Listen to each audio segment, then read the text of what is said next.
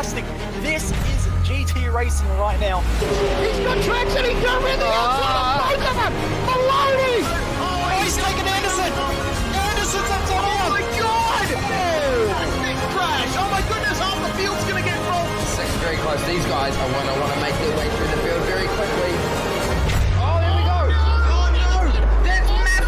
This is it! This is over! I can't believe this! Oh my God! God, what?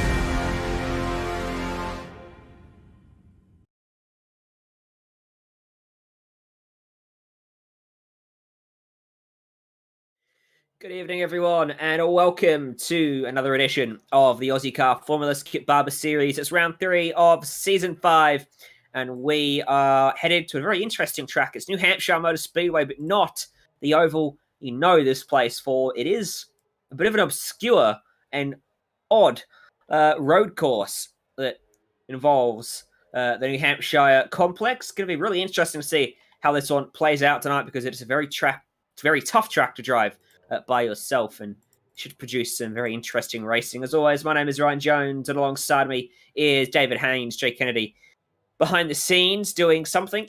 And David, what are you looking forward to ahead of tonight? Long straights, but some very tough, tricky crests and corners and hills and everything, really.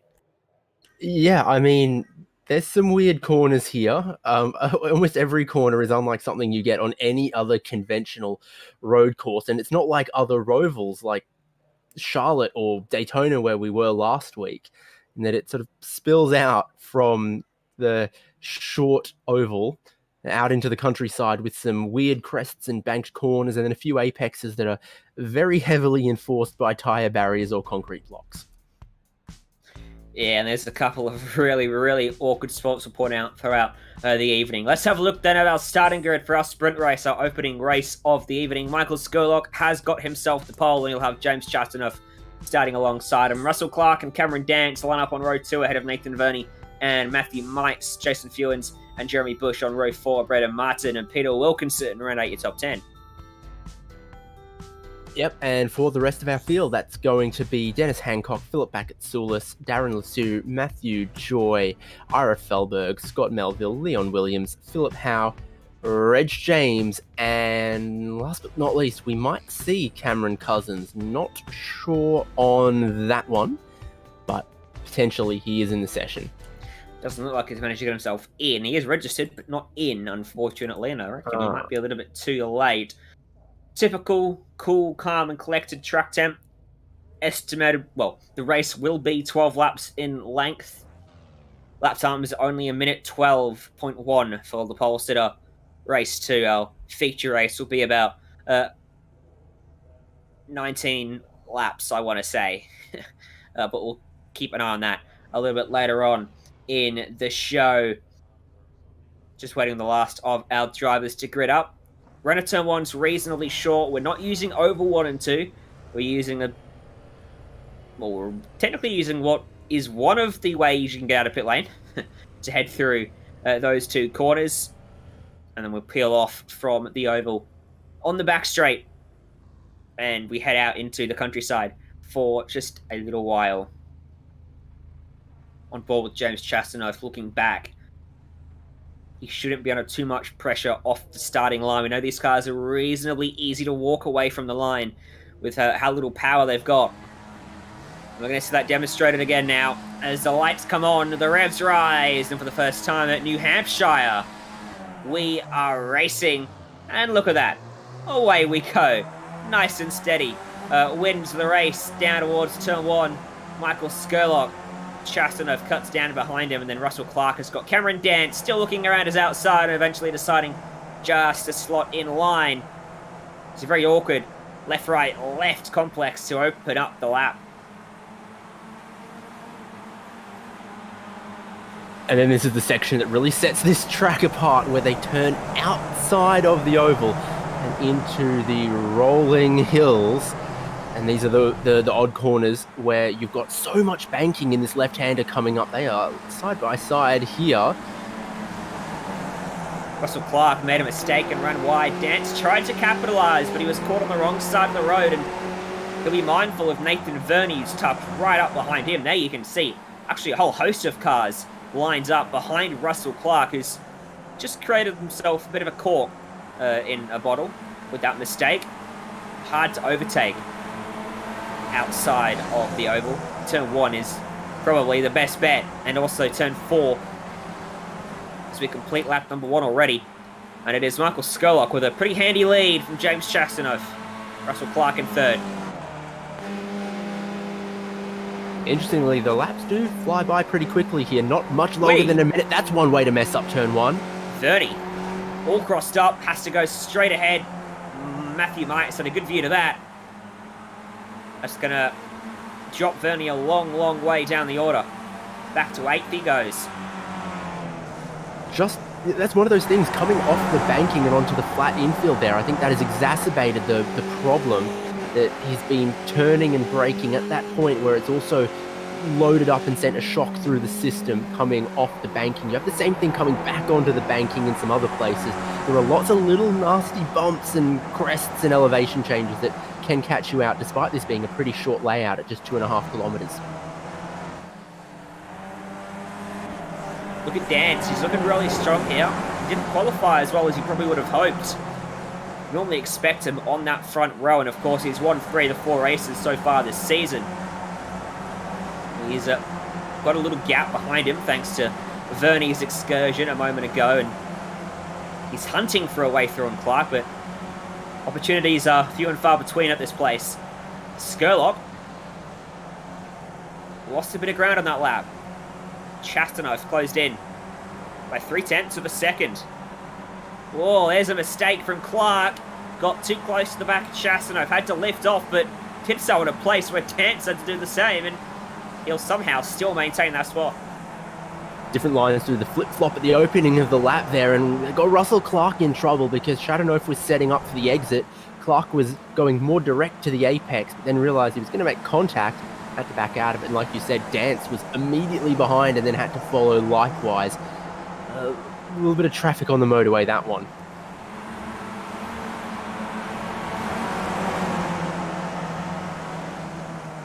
Has let Mites and Fewens stick with them here as well, so top 6 still under 3 seconds, and Skurlock Chastanoff looking a little bit further strung out, but other than that, still anyone's race with a couple laps in. It most certainly is. You know how easy these cars are to get sideways and get loose. And we still had a ready with Vernie at the end of lap 1, or beginning of lap 2, whichever way you look at it. Very keen on Chastanoff's pace, though. Sticking with Skurlock very well. It was the fastest lap for Skurlock, but only by the slimmest of margins. Really nothing to separate the 2 leaders, apart from that little lock-up. Sending the 42 a little bit wide. Big mistake from Clark. He's gone and lost that spot to Cam Dance, just too wide. Beached it on one of the curbs coming into this outfield, I guess you're going to call it. And you can see the damage actually on the nose there as well, just a little bit wide. Picked up the curb wrong. High-sided it. And, well, let's see if we can... Not necessarily able to pick it up, but take my word on that. The double right-hander feeding out of the oval. Just a little wide there, and Dance was in the right spot to just jump down the inside and up into a podium place. Well, I wouldn't trust your word, David, but you can actually see the right side of his front wing ever led wrong? Is curled up in a way that is very inefficient when it comes to aerodynamics. That could give Dance another opportunity to attack without looking in his mirrors too hard, as he runs quite wide coming out of the infield section. And again, he's wide. Loose, sideways for Cameron Dance. And now Clark is going to fight back. Wrong side of the road, though.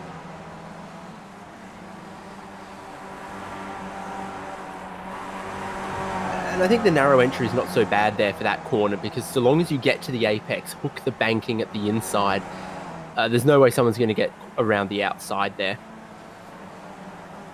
Yeah, we saw it on lap 1. Dance was in the same spot as Clark was just then. It was roles reversed, and it was exactly the same outcome.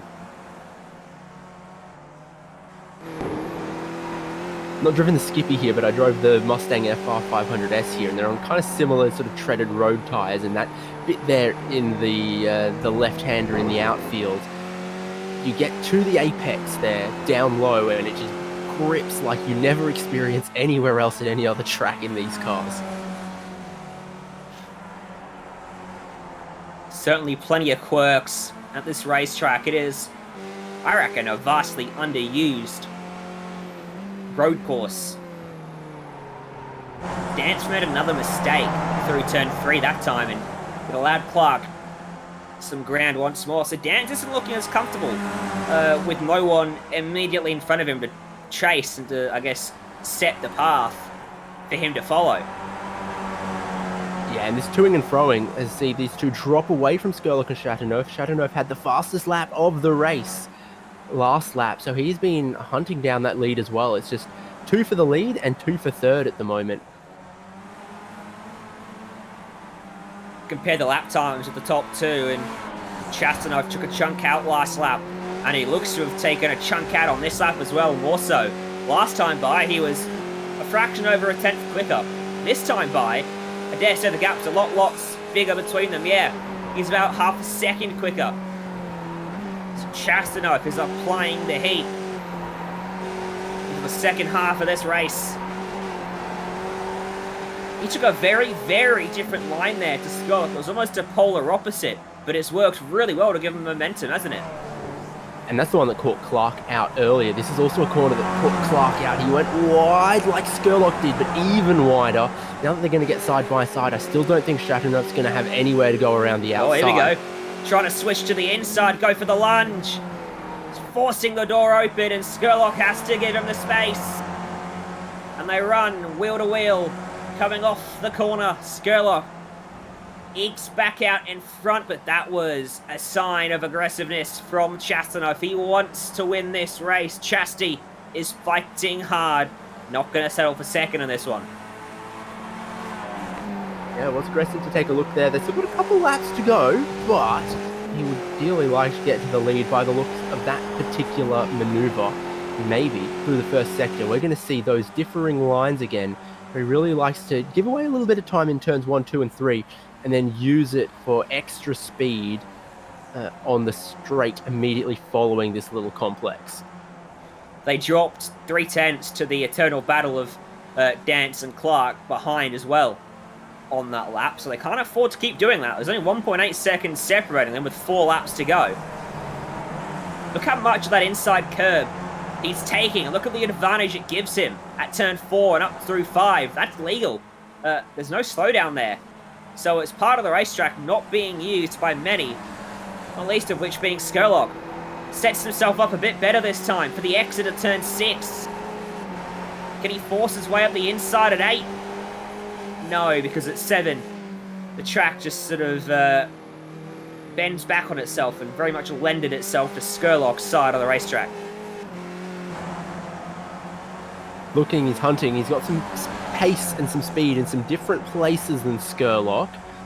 And I think in clean air he'd be maybe just a tiny bit quicker, but that is where qualifying matters at least a little bit. Skurlock is your leader, and he's placing the car places to try to hold onto it. Now he's got to defend into turn 1. This is bad news for him because Chasteneuf's already better through 1, 2, and 3. He's already compromised his entry. Watch the exit. Chasteneuf just jinks the car further to the right, allows him to get on the throttle earlier, coming out of turn 3 and up onto this little straight between 3 and 4.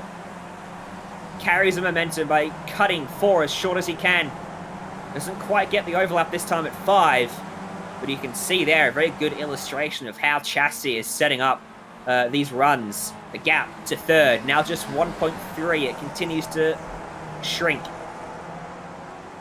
Just picked up the fastest lap of the race. He only just edged out the previous fastest lap, but it suggests he's worked out the track, worked out a little more speed, and would catch these top 2 if they keep battling like they are. Tell you what, this is going to be Whoa, a big mistake from Chastanoff. It's still going to be a wild finish, and Dance has done it as well. And Clark skates through the grass and avoiding action. That takes, I would say, both of them out of the winning contention for race 1. Who put the oil down at turn 10 there? Well, the replay is going to be interesting here because Chastanoff has a little slide, then Dance goes and has a big one. Chastity walked so that Dance could run on this one. I mean, it's all the way out of control, and there was so close to a bit of contact there. It knocked the rear wing off Dance. Interesting. You know what happened to Chastity? He got balked a bit by Skurlock, and I think he had to jam on the brakes right at the turning point, and that's what sent him sideways. As for Dance, maybe a similar situation, singing Chastity sideways. He hit the brakes at the same point and couldn't quite control it as well. Same mistake for different reasons. Crucially, the gap at the front is now 0.7 of a second. It's 3.7 back to Clark and Dance. Might be all that Skurlock needed. Certainly made it a good day to be Skurlock. A little more breathing room on that one, though it's going to evaporate pretty quickly again. Yeah, because he's just gone fastest of all so far, Chastity. Yep, timing on that one. Oh, Clark having some wiggles here as well. Track's not that hot. I think there's part of this track that is quite a low grip surface, and there's other parts where the banking really lets you disguise that. Yeah, well, there's not much banking, is there? And New Hampshire's pretty well known for being a terribly slippery racetrack on the oval. So not surprised, isn't it? Yeah, exactly. So not surprised to see those issues, and not the sort of concrete that you got at Dover. This is a terrible concrete. It's an entertaining concrete. Come on. Yeah. Okay. Yeah. No, you're right there. Dance will set him up into turn 1 here, I think. On the last lap. Yeah, going to rapidly run out of opportunities because that'd be taking the start of the final lap. Oh, Clark's mowing. But he's got a good run. As long as he keeps it mistake-free. Skurlock responds by going quicker than Chastanoff did on the previous lap, and crucially, quicker than him on that lap. Clark gets through 1 without a mistake. Through 2, he tries the Chastanoff line, and Dance shadows him for a moment. Right with him. What about a lunge into turn 4? He shows the nose, and he dives in there. He takes that shortcut, and through turn 5, he clears the Milo man, who jinks back to the left. The overlap is still there. The rear wing isn't. The outside at 6. Haven't seen this work at all today. But utilising the banking, Cameron Dance gets a great run and takes the spot away. Cracking stuff between these two, but up front, it's soon to be the checkered flag for either Skurlock or Chastanoff, and I think Skurlock, barring a mistake, can hold on to this one. Back out onto the main straight. He's fought hard, he's fought well, he's fought off challenges, and Michael Skurlock goes from the pole to the checkers in race 1 at New Hampshire. Chastanoff records a very good second. Cameron Dance eventually picks up 3rd after that titanic duel with Russell Clark that we've seen time and time again in this series.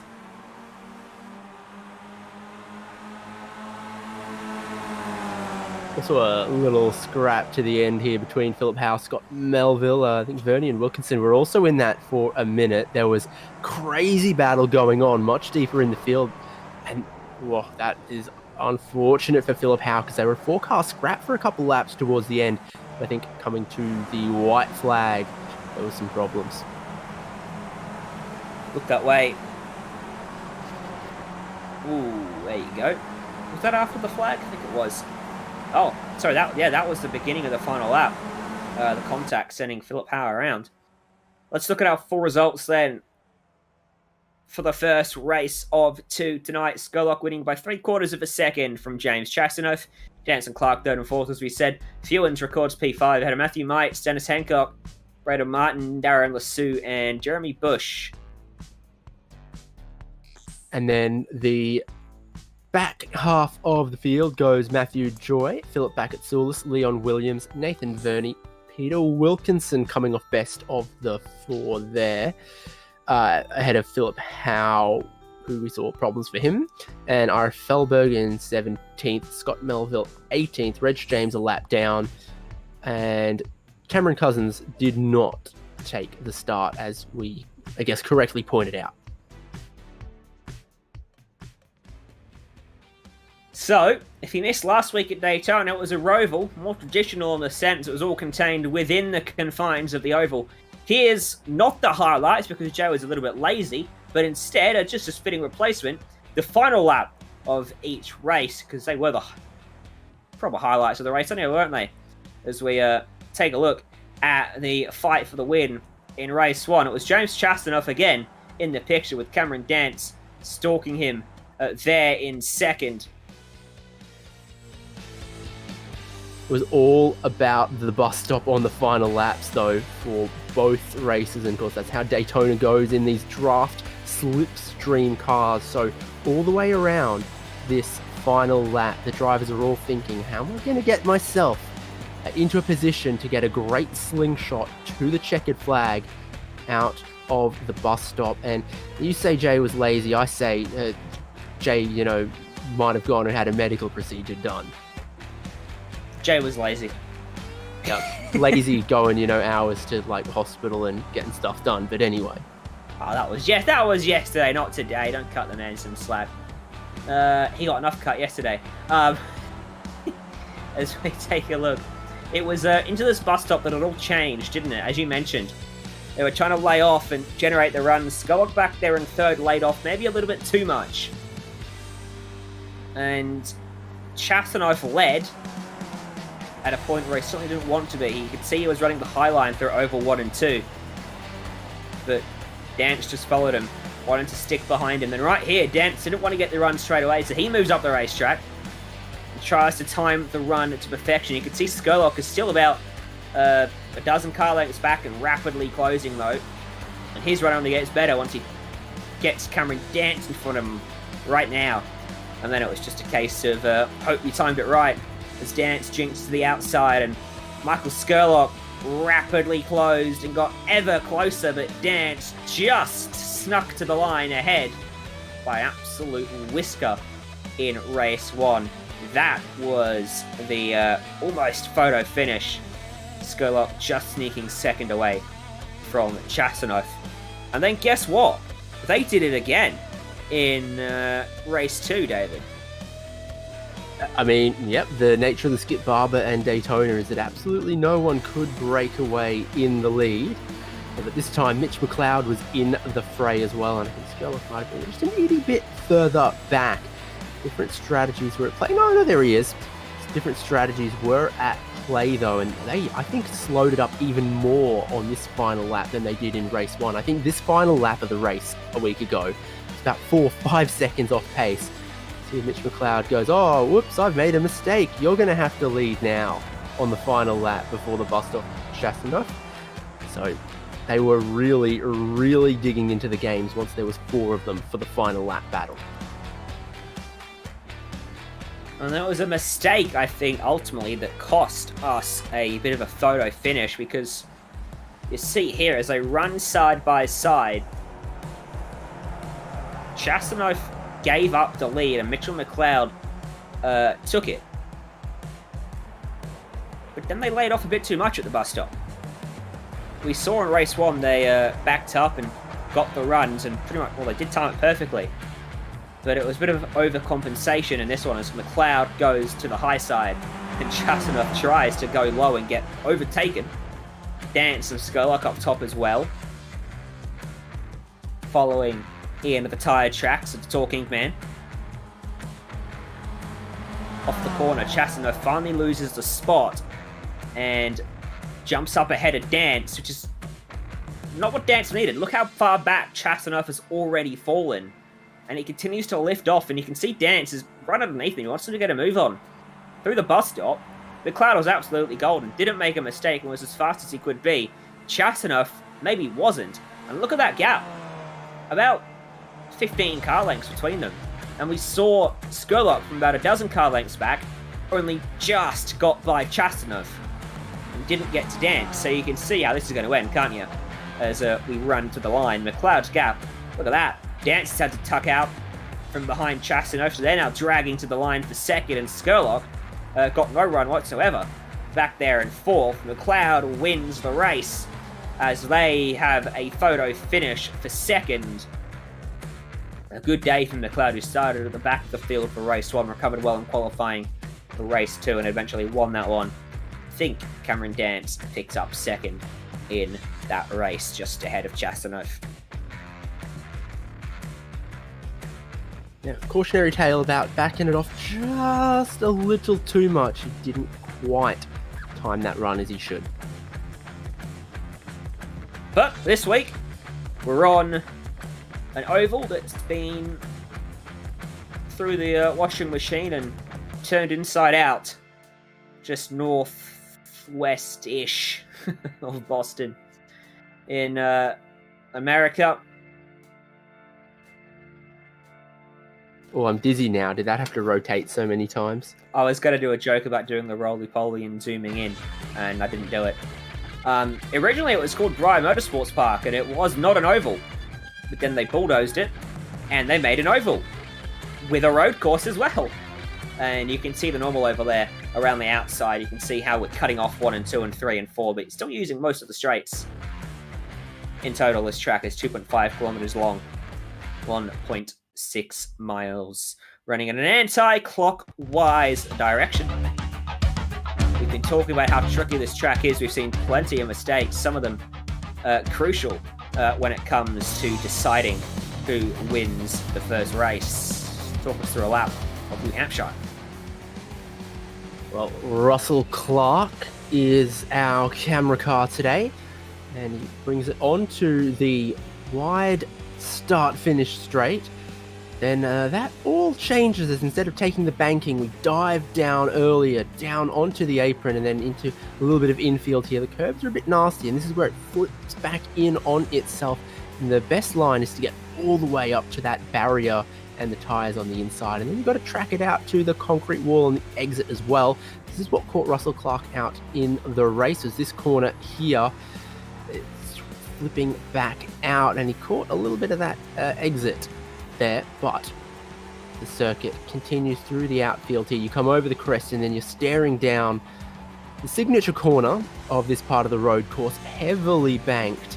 You throw the car in and then you are flipping back and forth left and right over the crest through the woods, looking for those traffic cones before you then dive back down towards the oval, staying tight all the way to the inside so you can then carry speed into the final sector where we picked him up earlier. And here it's all about setting it up for that left-hander and the exit, which is the speed you carry to the start finish line to complete a lap in about a minute 12, the road course at New Hampshire.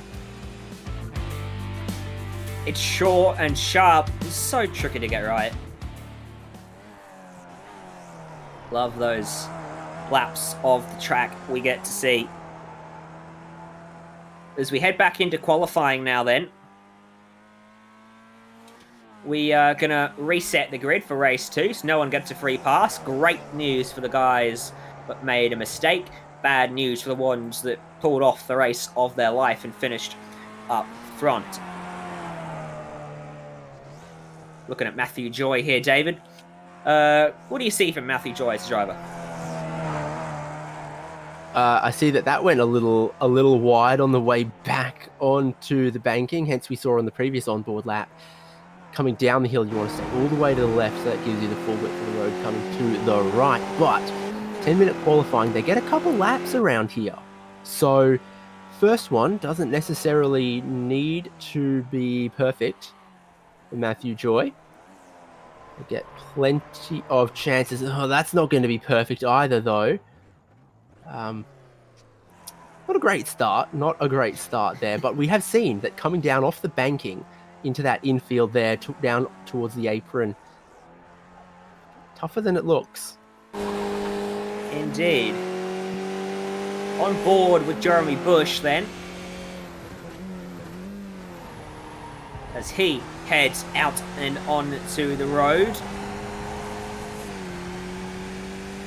Jeremy finished 10th, didn't he, in race 1. He was hoping to go a few spots better, get himself deep inside of that top 10 for this second race. It's often where we see him, is mixing it for those top 10 performances. Through the tricky turn 7, you kind of got to guess where to place the car so you can set yourself for 8. That little bump of death on the inside as well. Got to make sure you watch out for that. As he winds himself back up onto the straight, Russell Clark is currently the only time on the board. Now joined by some others and many more are set to join him in a second as Jeremy Bush crosses the line in his first lap, puts him into 3rd, 6 tenths off the pace set by Clark. Not a bad first effort for Bush there. No, he's a little conservative with the curbs as well, so that's good to do earlier in the session, and then see if you can make the car still work across some of the bumps later on. Try to find the last couple tenths once you've already found the meat and the best part of the time. Vernie struggling with the rear being loose coming down off the banking as well, but held it with a little more dignity than we've seen some others do in this qualifying and in race 1. 12-7 to 8 for Michael Skurlock. We often see Skurlock blistering for all 4 laps and not finding quite the same lap-by-lap improvement the rest of the field seem to find. So not surprised to see Skurlock a couple tenths clear after the first lap. I reckon that gap will shrink over the next couple of laps as we continue to watch Hancock. Clark just eclipsed Skurlock by another 3 tenths of a second, so he improved by just over half a second.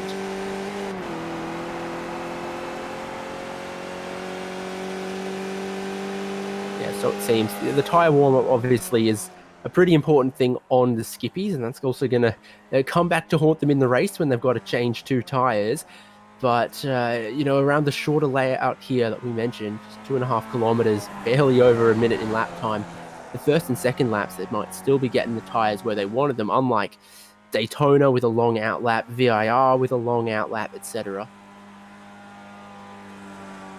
The Nordschleifer. Actually, not a long outlap there. Normally in qualifying, Oh no, yes, it gets shortcut, particularly in detached qualifying sessions. Same for Le Mans. 2 of my favourite tracks. Let's take these things to Le Mans, no chicane. That would be a lot of limiter bashing. As Skurlock, as predicted, didn't improve as much as Clark did, and as a result, the top 2 spots flip in favour of Clark after lap 2. Lap 3 for Clark was no quicker. Matthew Joy's lap in 12th is his quickest so far and keeps him there.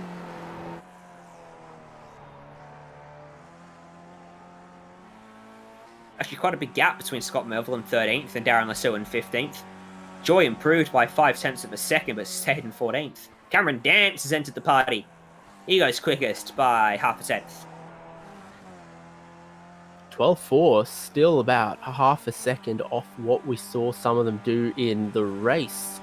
So obviously they are still lap by lap finding more improvement, more grip.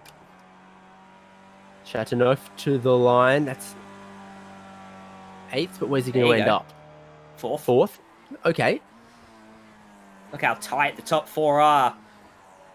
0.11 seconds between them. Russell Clark about to complete his final lap of the session. Can he improve? Yes, he can. A 12.1. That is quite the lap from Clark right at the end there. What has Cameron Dance got for him as he comes to the line just behind? 12.284, not as good as Clark. He goes second. Matthew Mites goes up to P3. What about that lap? Yeah, it's certainly something. It's upset the order we might have expected. Still got Skurlock and Chateauneuf to get to the line, but Mites looking very good for at least a top 5 start. Here comes Michael Skurlock to the line. What has he got? So fast in qualifying. Done it again. 12.001 for Skerlock. Chastano, surely the only one that can challenge that one. He comes across the stripe. It's a 12.472. Picks up one spot, goes ahead of Mites. He'll start on row 2. You would suspect, but... well, he will, because everyone has done their laps now. And that means that Michael Skerlock has netted himself pole position for race 2 after winning the first one from the pole. He is on song for a very good night at New Hampshire. Pit entry is a bit of a slam dunk here. Instead of tracking out around that wall onto the start-finish straight, they go to the inside of that wall and onto what's an equally wide pit lane. So we've been to some funky pit in, pit exit tracks. The pit exit is probably, if anything, more interesting than the pit in here, which is very vanilla. There's been quite a bit of debate about it, hasn't it? You can see there an example of pit entry. You haven't got very long to get yourself slowed down. I guess there might be some danger of getting rear-ended, trying to slow down too early as well, so gotta be very careful there. But yeah, your pit exit, a lot of discussion about it throughout the week, about where to rejoin, because it does spit you almost right back onto the racing line, and certainly the inside for turn 3 where drivers want to be out on the racetrack. So look for that to be an issue, where we often see a bit of a split between the first 5 or so laps of what we see. That's what we saw last week, rather. So there's certainly going to be drivers filtering in amongst cars that are already on the track. Going to be interesting. Here's your starting grid. Michael Skerlock and Russell Clark, Cameron Dance and James Chastano for your front 4, the 4 that were finding it out last race. Mites and Verney, Bush and Fewins, Hancock, and back at Surlis.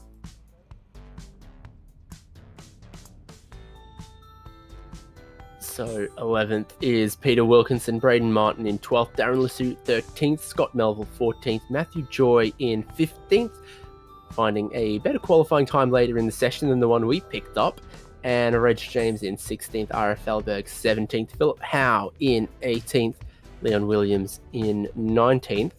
And I get the feeling that is all, because we haven't seen Cameron Cousins again, regrettably. Yeah. Leon Williams back on the grid. Similar boat to Cameron Cousins, registered but won't make it to the race. Track temp is a couple degrees cooler than in race 1. Not reflected in qualifying. Might get reflected in the race. Cold tyres as well are going to be something of a talking point.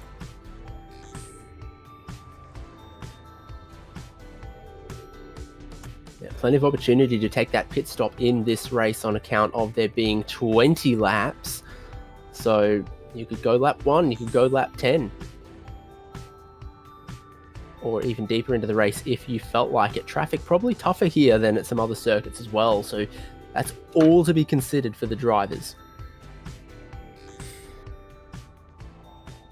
Just one more race remains at New Hampshire Motor Speedway tonight, in round 3 of the season. Just about the halfway point of the season as well. It's Skerlock, Clark, Dance, and Chastanoff again. Can anyone else buy into the battle? Matthew Might certainly not too far away in qualifying. As time runs out, the revs rise. Lights on. Lights out. And away we go.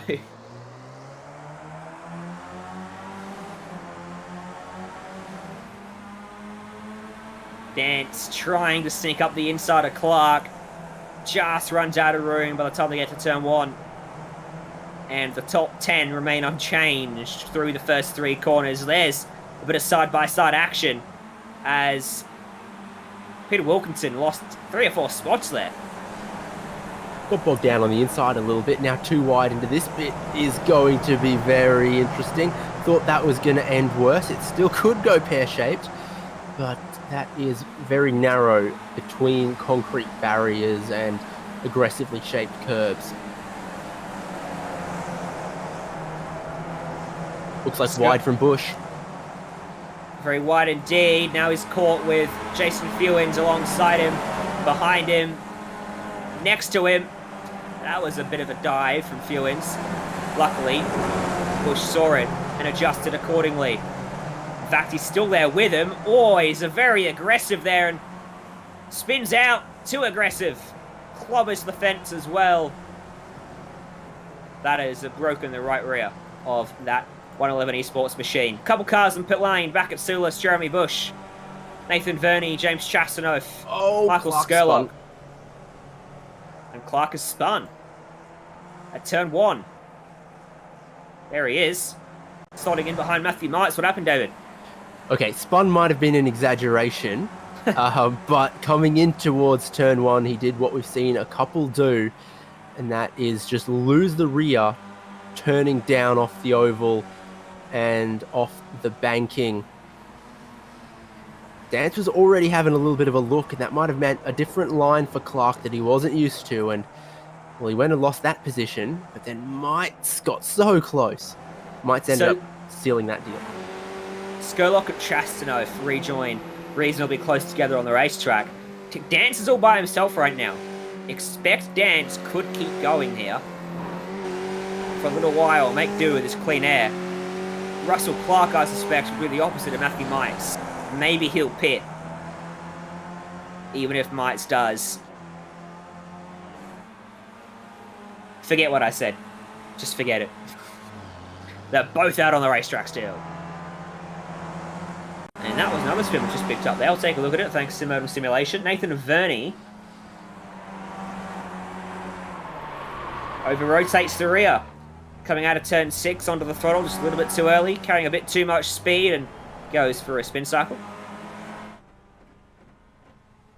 It's a little wide of the apex, and that's where some of the problems start. Here's that mandatory 2-stop tyre change, and you can tell very, very clearly it's going to be 2 front tyres. Everyone worked out pretty quick that those are the 2 best tyres to take. New rear tyres, and the car is all over the place and unsafe to drive. As Clark a little wide of the apex. He's gotten back around Mites. So if he believed in himself to get that pass done, then staying out might have been the right move. But if he thought he was going to get bogged behind, then maybe what you said made a little bit of sense to get out of the way. But he might be able to catch Dance a little bit here now that he's clearly shown he can make moves. Going to keep it mistake-free, though, because he could not in the first race. And Dance was very aggressive into the pits. Was headed straight for the fence for a minute. Locked it up a little bit, he sure did, left a smoke trail. Here he goes, looking for pit in. Whoa! He just locks one of the inside tyres or something and it just won't turn until he gets off the brake. I think he might have just escaped a speeding penalty. He did, because he comes out of the pits relatively quickly. But where, in relation to Chastanoff and Skurlock, it's right with them. In fact, it's going to be just alongside. Make that ahead of James Chastanoff, who I think adjusted at the very last second to avoid contact. That's great news for Skurlock, because Chassis was reining them in, just like in race 1. He's going to have a dive on the inside here with the warm tyres. We know he's good at turn 4 and 5. Dance looks for the undercut, the crossover. Doesn't quite get it. Impetus is on Chassis now to keep going with the speed he showed over the last couple of laps. Keep pushing towards Skurlock.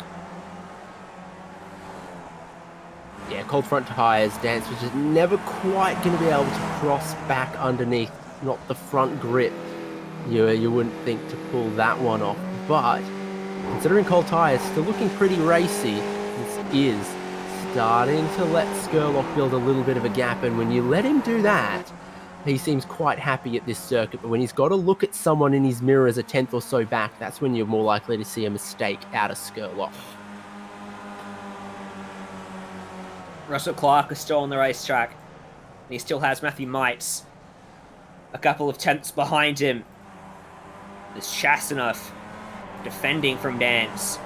As Joy stays out of the way on the inside there, coming out of pit lane. Skurlock, half a second quicker than Russell Clark on their last lap comparison. And pulling away a lot from James Chastanoff, who has been really hurt by where Dance has come out of pits here. Skurlock's just getting further and further off into the distance right now. Shows how important the pit stops are in this sort of feature race, where you come out a half a second ahead or half a second behind. How you attack the pit in, how well you do on the pit exit matters so much. Clark and Hancock are on the lane, so where Clark is relative to these guys is going to be a super important battle.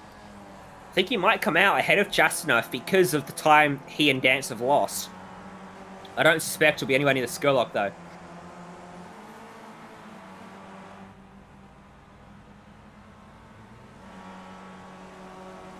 Oh, it's actually looking pretty good for the guys still out on track.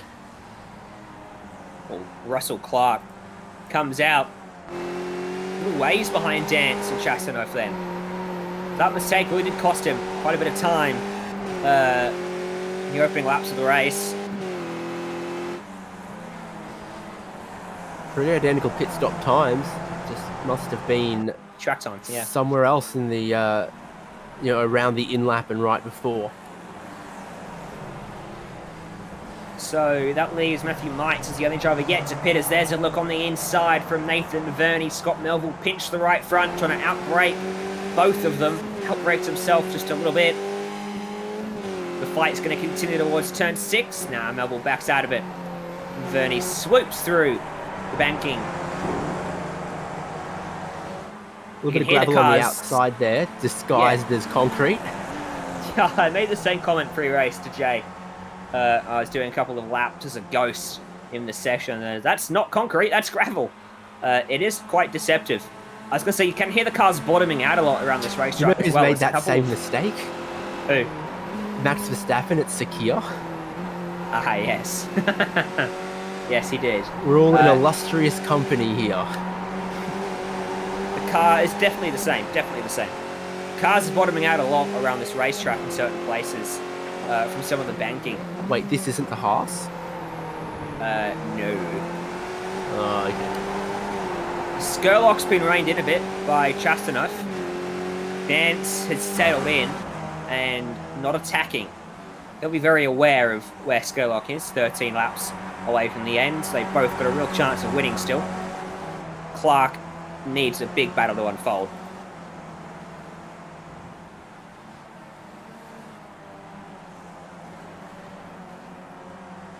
Yeah, sure does. This is looking like where the race is at for the moment. Dance and Chastanov still going back and forth. And Mites and Skurlock with that clean air. Wonder when we are going to see that pit stop out of Mites. He's really on the different strategy and might catch the traffic earlier than those who have pitted. That is what might make him consider pit lane. Well, I expect to be rejoining ahead of Dennis Hancock. As Melville gets a bit out of shape ahead of Wilkinson. I imagine it'll be a rejoin in P5 for Matthew Mites, and a pretty lonely one at that. He's done a very good job to put himself in a lonely spot. There's Wilkinson on the inside, taking away the spot from Melville. Not even at the halfway point of this race yet. All the pit stops are done very early by Mites. Another good lap for Chastanov and Dance, closing in 4/10 on Skurlock. Undoes some of his good work by going wide, does Peter Wilkinson. Scott Melville nose ahead around the outside and then lifts out of it a little bit as well. So that costs these two guys some time, puts Wilkinson back where he was, and now cut back from Melville. Now drops out of it.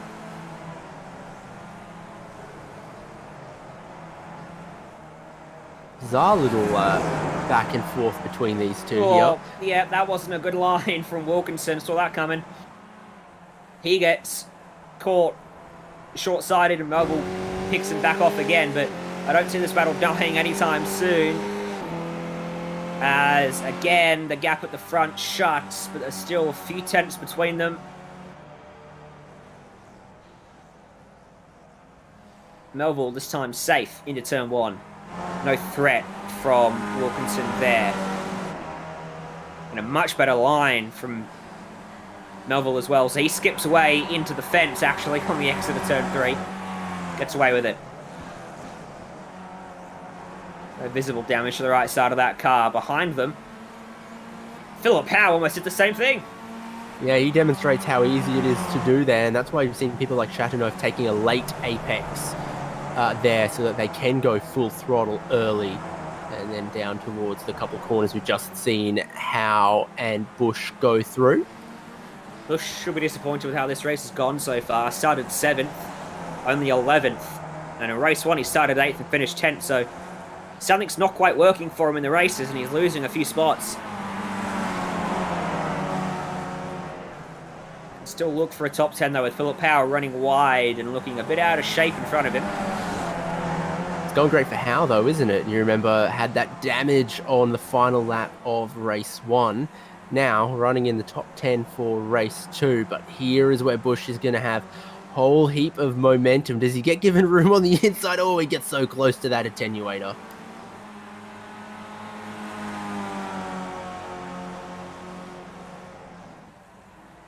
No move. Coming off the oval there. No run. Yes. Oh, no! Come on! Is going to have PTSD in the first sector. Bush has done a number on himself there, though. I think that's the equivalent of taking a cheeky single and getting run out. He's gone for a gap that didn't exist. He's gone and stumped himself. Yeah. I mean, it's so tempting to try that, but then he's just not close enough, not fast enough, not on the line. And then Philip Howe's always coming back to the racing line there. That's the line we've seen from so many. Just a bit of impatience there from Bush. Big shame for both of them, really. Might still hasn't pitted. Chasteneuf is still going purple, though. And it's a top 3 battle once more. When I looked a couple laps ago, the gap between Mites and Clark was at about 22 seconds. It's now at about 20 and a half. So there was a thought there that Mites might be able to, you know, go longer and hold on to 4th place. I think Clark definitely has him covered. Yeah. As for Hancock, we'll have him covered because Mites is lapping comfortably quicker than him every single lap. So he'll still be 5th by a margin. Back with Peter Wilkinson in the eternal fight with Scott Melville. There's a couple of drivers who also need to get themselves together, don't they? The eternal fights, I call them. It's Wilkinson and Melville each round, and Dance and Clark each round. Always together. And McLeod and remembering to register for the session. Yes. I know he didn't forget this week. I'm just saying in past. No, he forgot to get his priorities straight this week. He's mixed up between the options of opening a couple cold ones beside the river or sitting next to you. I think he's got his priorities right. So I know where I'd be. I would also hate to sit next to Jay, that was who you was in that sentence, right? As we go back towards Michael Skurlock, and Jay desperately tries to wrangle our attention back to what's actually happening on the racetrack. Skurlock will be feeling the heat. He'll be hoping that Chasteneuf makes the same mistake he did in the first race and Dance follows him in similar fashion. Might be the only thing that saves him from having to really fight for this. Interesting to see him bouncing off that curb, though, in the final sector on their way into the left-hander, just to really open it up. But it seems like it wouldn't help you to be bouncing across that right as you're trying to start the turn in for the corner. Here we go. Chasteneuf's got that late apex, big run going, and Dance goes with him. Skurlock again just a bit shallow heading on to this straight. He's got turn 4 sorted. So is Cameron Dance. Look at that. Opportunistic as ever. Gets up the inside of both of them pretty much. And Skurlock will have to take the shallow line in towards turn 6.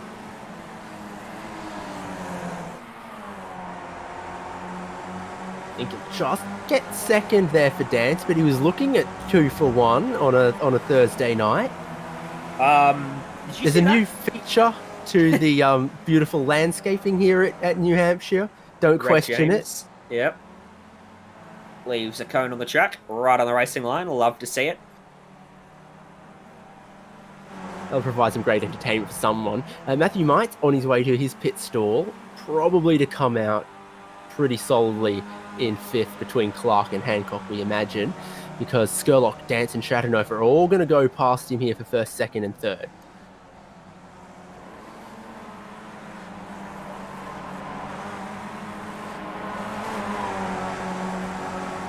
He's still got 6 seconds in hand. Well, he did have 6 seconds in hand before he pitted. Sorry, Matthew Mites. Comes out. Well behind Russell Clark. Well ahead of Dennis Hancock. So, as predicted, it's going to be lonely for Matthew Mites now towards the end of the race. Michael Skurlock and Cameron Dance. Got to watch out because Jason Fields might get in the way here. Dance with the crisscross. Watch out, they're side by side behind you. For the lead of the race. Is there an opportunistic move in towards 8? There wasn't, but Skurlock ran wide. He's going to be compromised back onto the oval. Setting up the big over-under. Chastenknife wants a piece of it. He gets into the back of Skurlock. And Dance goes to the lead of the race. Skurlock loses the rear wing. He tried to back out of it, but Chastenknife was right behind him. You can't back out and lift early when there's someone right behind you. Kind of looked like Chateauneuf saw him too wide, though, and decided that his nose belonged in there somewhere, which turns out maybe it didn't. Now, picking up a little bit of traffic for our leaders, but it did all work out in the favour of Cam Dance there, and now Skurlock missing a panel or two, and that suspension doesn't look right on Chateauneuf. The arms are not looking particularly symmetrical, and that's not going to help Skurlock. I was going to say, we saw Dance perform well without a rear wing at the end of the first race, though, but not thinking that Skurlock's has got the same performance after that error.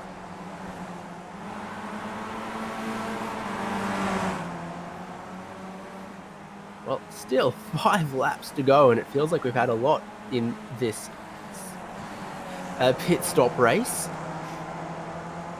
I mean, one of the more entertaining pit stop races we've seen over the seasons. But Cameron Dance is looking to skip away. Now that Chastenknife's in 2nd, though, does he have any damage? Because we know he's fast. He was the fastest in race 1. But he had Dance purposefully sitting behind him for the majority of the first 15 laps here, which would suggest that Dance has got an edge on this one. Is there anything for Chastenknife to fight back with? Well, the lead gap, 1.2 seconds. So if it fluctuates in either direction, it'd be very, very easy to spot.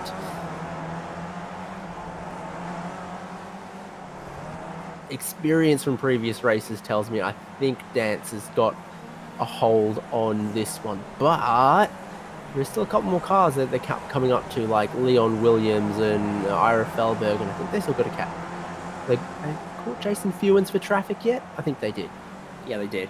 Cameron Dance is looking to be in a very, very comfortable position to record another race win in Ozicar Skip Barbers. It is his to lose.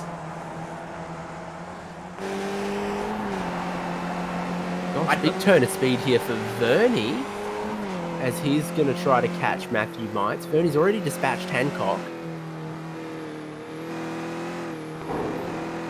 He is working this unconventional New Hampshire circuit to have quite a bit of speed. He's lapping as quick as Cameron Dance, but you know he's lapping quicker than both of them? Chasty. The game's not over yet, fellas. Vernie to Mites that time. 6/10 in favour of Vernie. Mites going to have something to fight with at the end of this race, unfortunately. Where has the speed come from Vernie? We saw the mistake early on in race 1. Never saw him again. But race 2, where's he come from? Yeah, exactly. I didn't even pick up where he got past Hancock. He just flew on by somewhere there and is now in pursuit of the 5th place Matthew Mites. Just appeared ahead of him. Philip Howe in the middle here. I think that is. So it is, and now no longer. From a 1.5 seconds not long ago to 7/10 now. despite the traffic, Bernie is on a tear.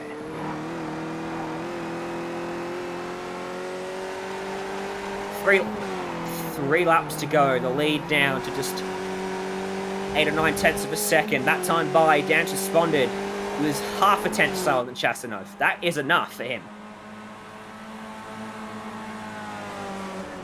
Pressure is certainly on, though. There's no big gains being found at turn 4 for Chastanov because Dance is taking the same line.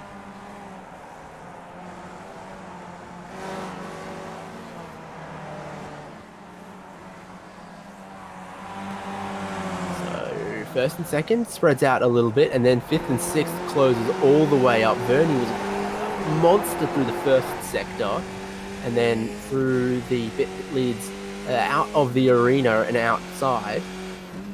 Got so close, right within striking distance. And he's been quick in unconventional places as well, like coming back into the oval at the end of this little bit. It'd be a dive and a half if he went for one here. Looked like he was setting up for it, wasn't he? Hanging around the outside. That's what I was talking about, is, you know, no one else would think to make a move there, and you were really thinking, watching that, the speed he had, the line he was taking, thinking, he's not going to try it, is he? Didn't, but he got close. He must have thought about it too. And then thought better of it. Mites with a job at his hands to keep a top 5 spot from Vernie, who is one of the quickest cars on the racetrack right now. A little wide off of 3. Too far back for a dive at 4. He'll set himself through this entire road course section. If he can't get a look up at 6, don't think he's got the run to make it happen. So he'll have to set himself up now. Make sure he comes off this road course bit as well as he can. Up front, by the way, the gap is still 3/4 of a second as they begin the final lap. Dance makes a mistake, it's going to be on. Still a chance for Chastanov, but he needs Dance to make an error. Not like Chastanov, not like Vernie. Vernie can make it happen himself as Chasty goes 11-4. My word. Yeah, quite rapid. In my mind, I was begging for Vernie to take a look on that line again. Instead, he's got the pressure on Mites coming into turn 1 here. Mites feels the need to defend. Shallow Vernie entry. Sets for the massive run. Almost got it. Almost went for the move we saw not come off for Jeremy Bush earlier. He's got to the outside of him at turn 3. Look at this. Inside line for turn 4. This is a dream for Vernie. Late on the brakes. Little pinch to the right front. Vernie is up into P5, and you would dare say Mites can't come back from this, because Vernie's going to have the inside for 6. Up front, Cameron Dance has only got a car length or 2. He's just about going to hold off Chastanov, who charged very late. That was the fastest we've seen all day on that previous lap from him. This lap might be even faster, but not enough. Cameron Dance wins at New Hampshire from 3rd on the grid. Just got there in the end, and Chastanov 4.89 went even quicker by 0.03 of a second. The 2 quickest laps we've seen all day in the final 2 laps of the race for Chastanov there. Yeah, flying, but too late. Vernie is going to grab that 5th place from Matthew Mites right at the end here. Courageous little drive. Finally gets to use a bit of the banking.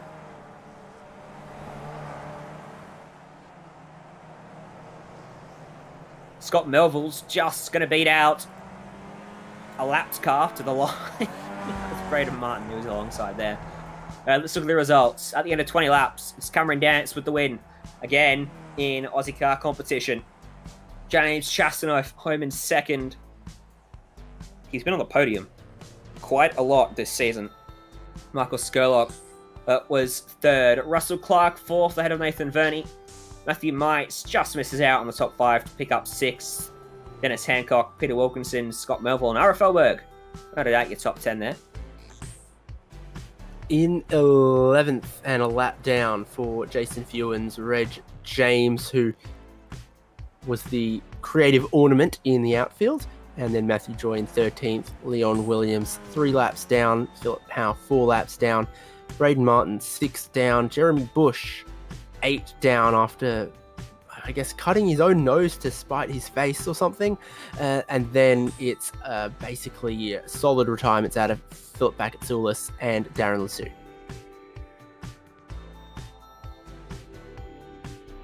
And that is the end of the racing.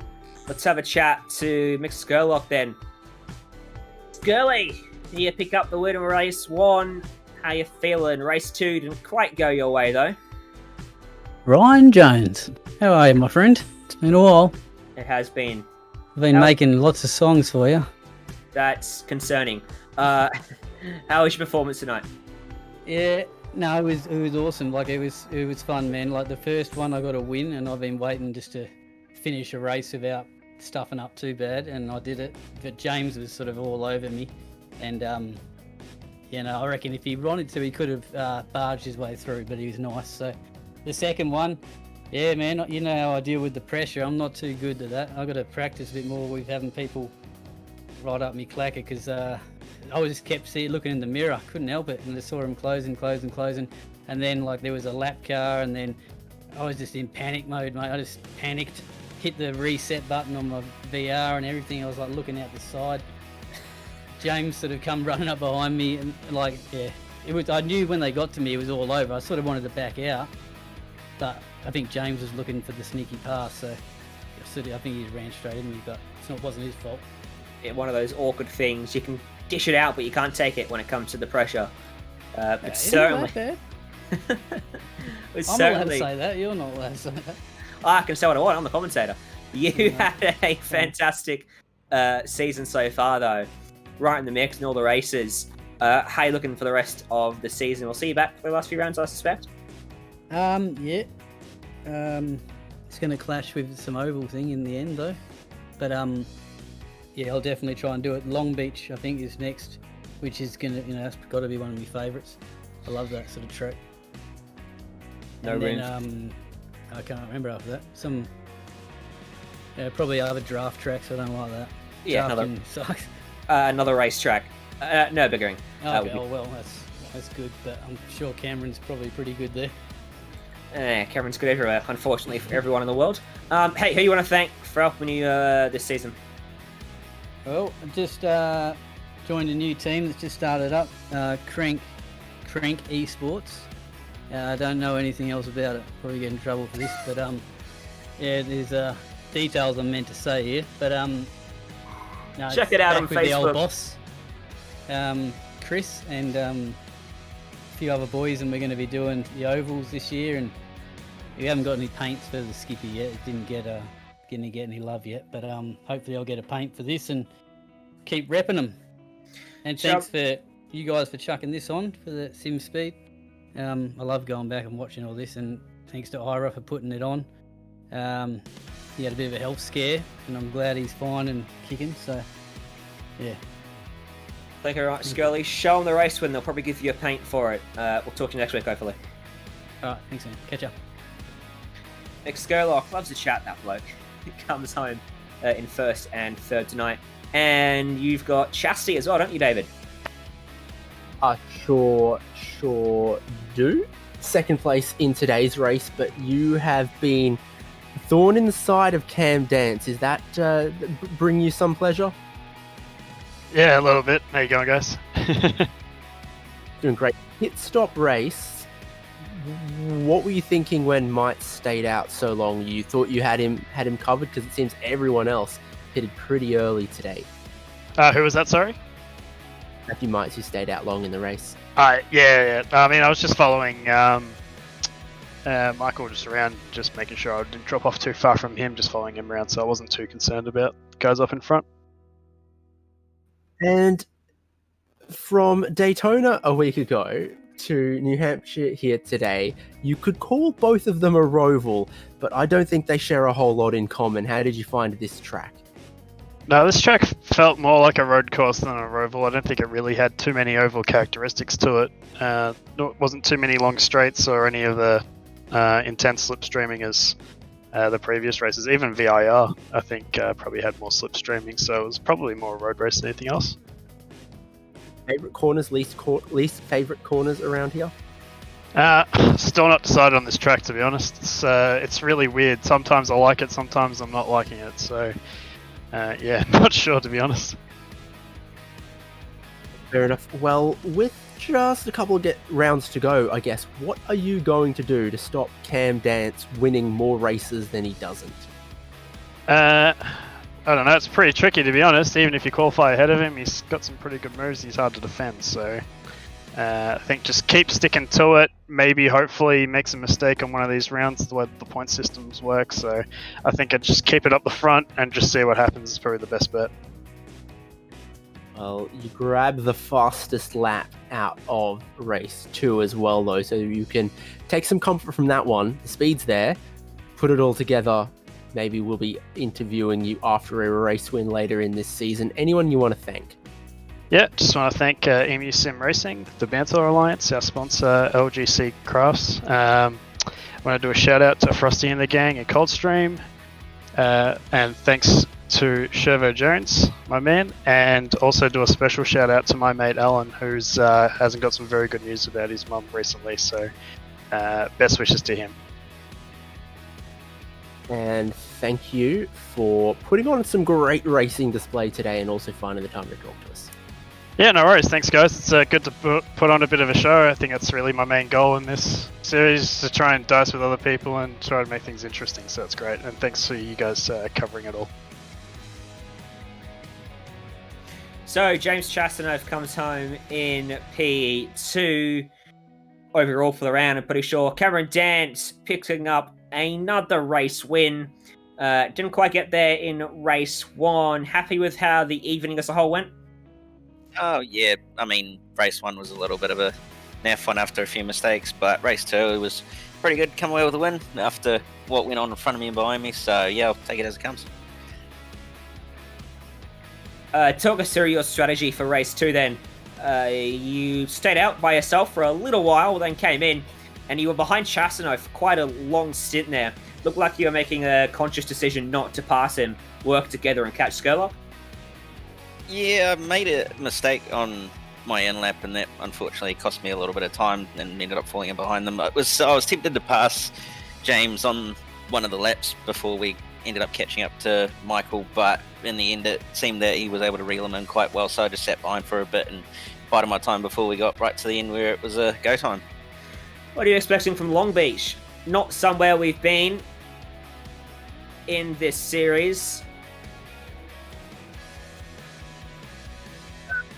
Yeah, it's going to be interesting. Obviously, street circuit, it's probably going to be similar to Belle, but hey, I'm looking forward to it regardless, and can't wait to see what happens when we get there. All right, well, who do you want to thank for helping you get the race win again? I'm sure you've got this down pat by now. Yeah, first of all, shout out to Ira and the boys for all the good racing and the good series. Everybody in the cast, Hype Stimulator, Kiwi Simulators, all the boys at Footstar Motorsport and our supporters, you guys for the awesome broadcast, and yeah, see what happens next week.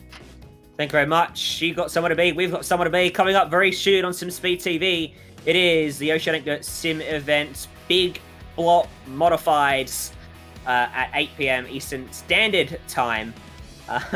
And next week for this series, we head to Long Beach. As we've talked about, it's going to be a wild, wild event. Make sure you join us there.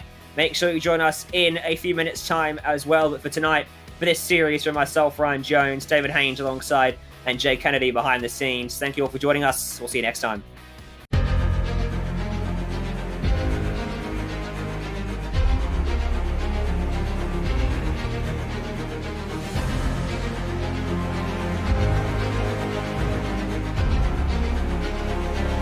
This is fantastic.